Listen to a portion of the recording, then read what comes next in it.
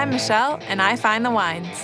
Paso Robles, one of the fastest growing wine regions in California, and I'm here to connect with new people and discover the stories behind the wine.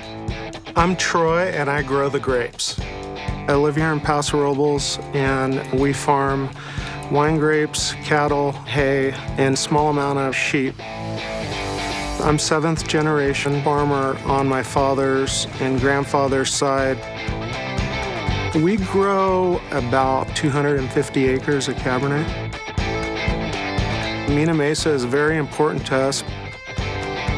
I wanted to find something I can enjoy with friends, an everyday guilty pleasure. Mina Mesa Cabernet has great juicy fruit, a little bit of spice, and a soft finish. Troy has really done an incredible job.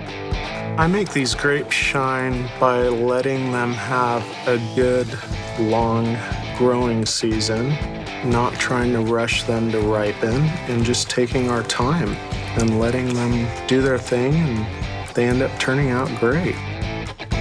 The secret to great grapes is growing in Paso Robles. Cheers to the possibilities. Cheers.